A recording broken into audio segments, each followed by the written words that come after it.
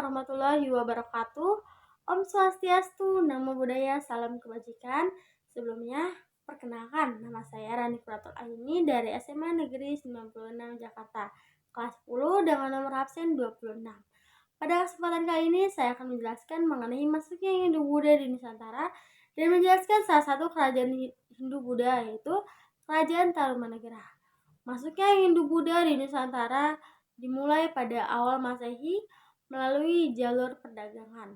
Hal ini dipengaruhi oleh posisi Indonesia yang sangat strategis dalam bidang pelayaran dan perdagangan. Melalui hubungan perdagangan, muncul pengaruh bagi kedua belah pihak dan terjadilah akulturasi budaya. Ada 5 teori yang mendukung mengenai masuknya Hindu Buddha di Nusantara.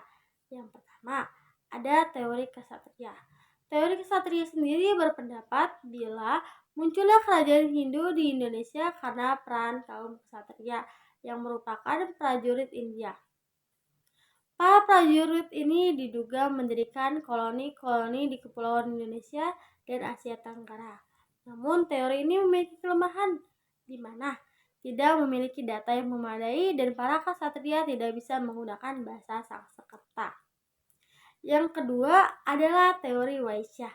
Teori Waisyah ini menyatakan masuknya Hindu Buddha di Nusantara dibawa oleh para pedagang dari India, di mana para pedagang dari India yang menetap di Indonesia menikah dengan warga Indonesia sehingga terjadinya akulturasi kebudayaan.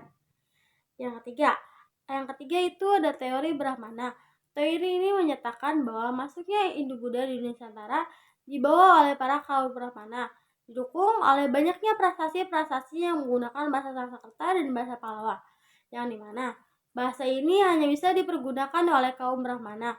Namun, teori ini memiliki kelemahan, di mana menurut ajaran Hindu Buddha, para Brahmana dianggap tidak boleh menyeberangi lautan. Yang keempat, ada teori Sudra. Teori ini menyatakan masuknya Hindu Buddha di Nusantara dibawa oleh kaum budak yang kabur ke Indonesia untuk mendapat kedudukan yang lebih layak. Teori ini mendapat kontroversi, di mana dianggap para budak tidak layak menyebarkan agama.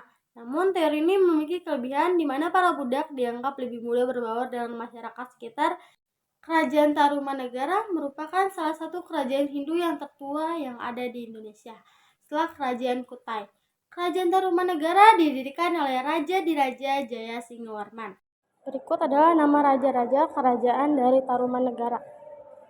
Pada tahun 358 Masehi di tepi Sungai Citarum, konon Raja Jaya Singgowarman berhasil meloloskan diri dari musuh menuju ke Nusantara karena kerajaan tempat asalnya mengalami serangan secara terus-menerus oleh kerajaan Magadha yang pada saat itu dipimpin oleh Raja Chandragupta atau Maharaja Samudragupta.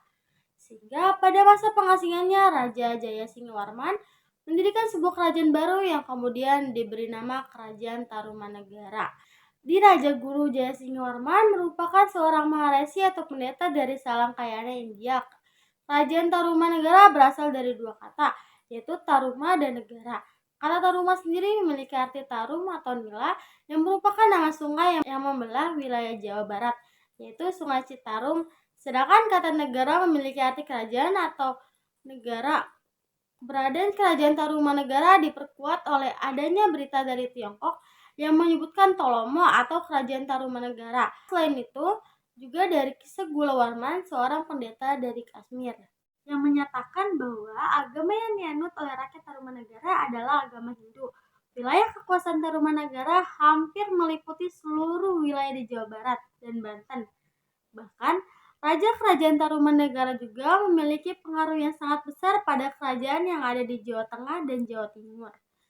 Jaya Singgowarman memerintah di Tarumanegara sampai pada tahun 382 Masehi saat Raja Jaya Singgowarman meninggal dunia dan kemudian dipusarakan di tepi Sungai Gomati. Kerajaan dilanjutkan oleh putranya yang bernama Raja Dharmayorman, memerintah pada Tarumanegara dari tahun 382 Masehi sampai pada tahun 395 Masehi.